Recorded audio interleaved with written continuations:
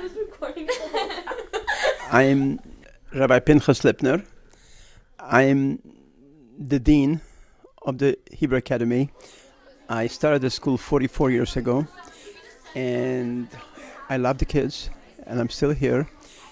And I try to develop Jewish kids to be ethical, moral, and Jewish. And I try to give them also a very good academic education. So if they want to go to the best universities, if that's the option they take, they can have it. If they want to go to yeshiva, they're equipped, and many of them do.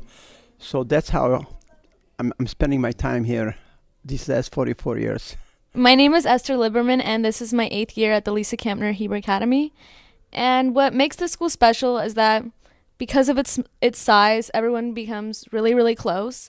I mean, we know everything about everyone. I think that's a benefit. We grow closer every single year. It's like a family.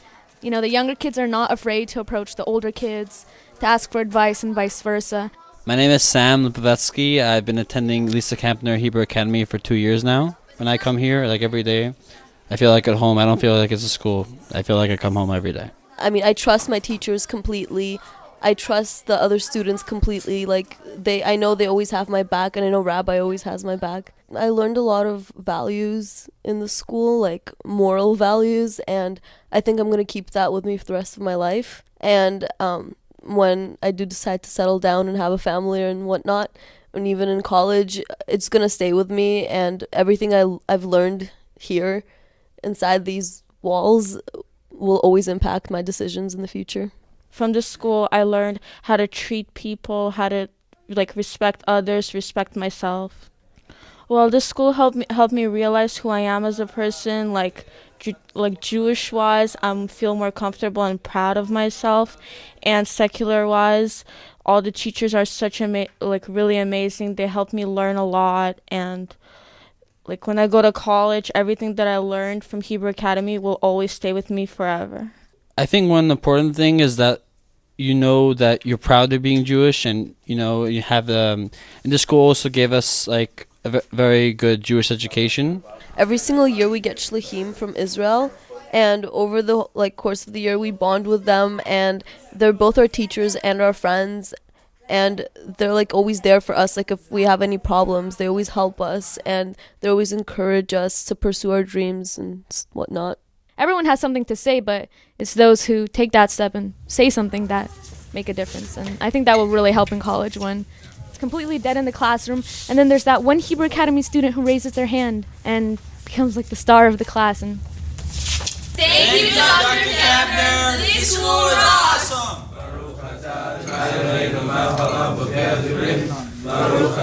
We were chosen by God to be the moral light for the whole world. And we're supposed to be, as I'm sure you heard the expression, a light unto the nations. Now, what does it mean to be a light unto the nations? It means we have to be moral, ethical, and the only way Jews can reach very great heights of morality, ethics, and spirituality and holiness is through the Torah. So we concentrate heavily. I teach them Torah and Talmud and Gemara, and through that, these students reach tremendous heights of ethics and morality, and that's what God wants us to do for the world, to be a light unto the nations.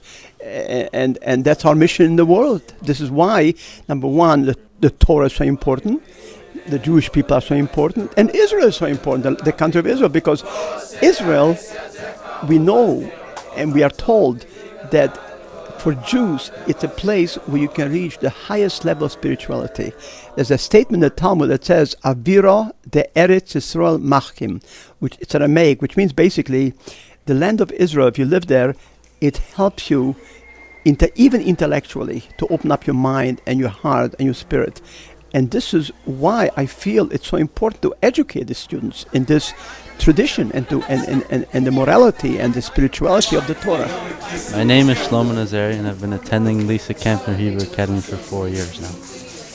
In the times of the prophets, in the books of prophets, a lot of the Jews, they fell towards idolatry. And the Davidic dynasty was trying very, very hard to keep them into Judaism. And every few years, when the majority of the Jews were fallen into idolatry, a big disaster would arise and a lot of them would die. And then a new king would arise and try to destroy the kingdom. And then the Davidic dynasty would either overpower them or fall to them. So it's very important nowadays to keep this up, even though we don't have the physical resistance of an empire. We still have the spiritual resistance from the rest of the communities. These students that are graduating today have achieved a certain realm of achievement in secular and Jewish studies, or they wouldn't be up here on this stage. And that goes to a lot of work. But more importantly, to me, at a commencement exercise, it's what is it really for?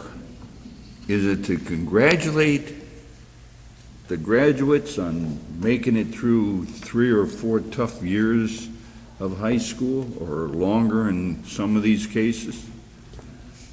What is exactly the purpose? And is it the beginning of the end, speaking of the end as a final achievement, or is it the end of the beginning, or the beginning of the beginning? I'll leave you with that. Goodbye and good luck. No, in thinking along those lines, it's easy for a student to say, I worked my tail off for a long time, and finally this diploma is mine. I've got it. I earned it. I achieved it. No one did it for me. And accept it like it's the end of the story. And now I go on to bigger and better things, like higher education for some people, like a good job for other people, whatever. But the basis of the foundation was received right here at the Hebrew Academy. But rather than thinking of it as an end of the beginning of the end, or whatever, it's ending one phase of your life, getting ready to prepare entrance into another phase. So in one sense, it's the beginning of the beginning and the end of an end. Graduation was the end of high school. You all did your work and you all graduated with honors. And now the world is out there just waiting for you to attack it. But it may be more difficult when you go to higher education, where students are more competitive, some are brighter, and it's easy to fall back on a well-worn excuse. I'm not as bright as they are. I lucked out at the Hebrew Academy. It was only through extra work that I did that. I can't compete with those people. It would be comparable to me, who I used to play basketball on. I mean, those days are over. I used to play football too, if you can believe it. But it would be comparable to me going one-on-one with LeBron James. I mean, what chance would I have? He'd run over me with the first dribble. But there's one thing I would have going in my favor, and that's I'm not going to measure myself up with LeBron James. He is what he is. I am what I am. He's got to do what he does. I got to do what I got to do. There's only one person you people can measure up to, not someone else that you don't even know, but you learn to measure up to yourself. That's who you compete with. And in that sense, you can never flunk, assuming you do certain things, like, for example, You may not have the greatest capabilities. Everybody's different. Some people are geniuses. They may have an IQ of 200.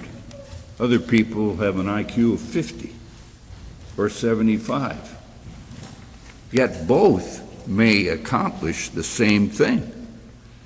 And in some cases, the guy or the gal with an IQ of 200 can't park a bike straight, versus the guy with 75 or 80, at least he can park a bike straight. But when you compare yourself against yourself, all you can do going in is say, I'm going to do it to the best I know how.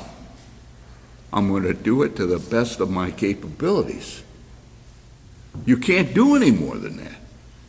You can't, no one can find fault with anyone who says, let's say they finish going one-on-one with LeBron James and the score is 21-0.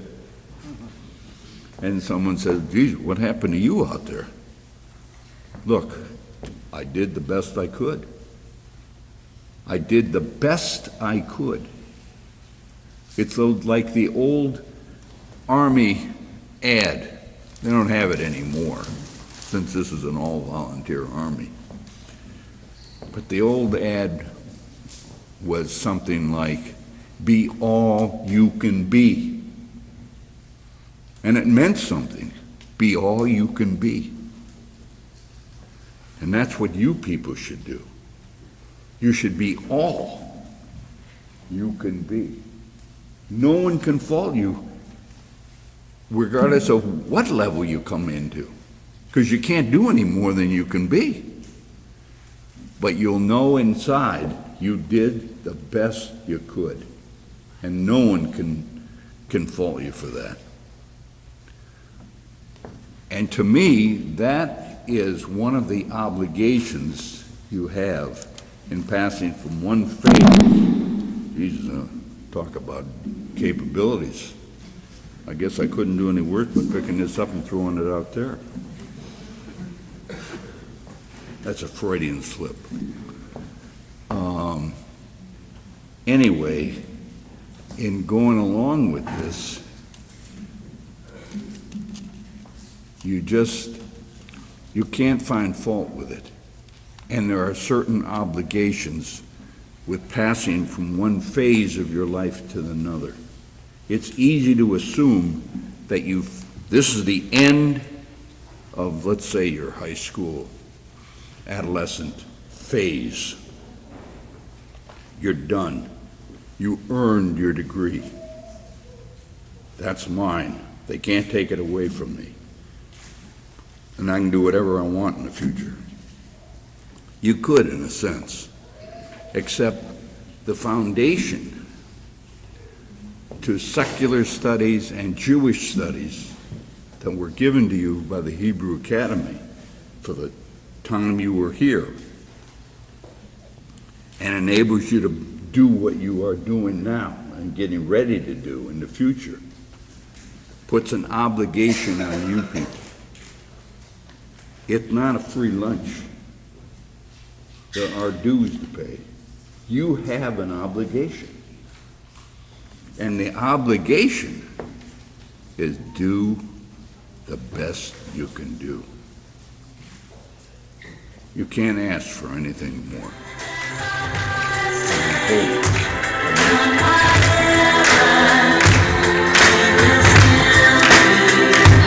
Let's go.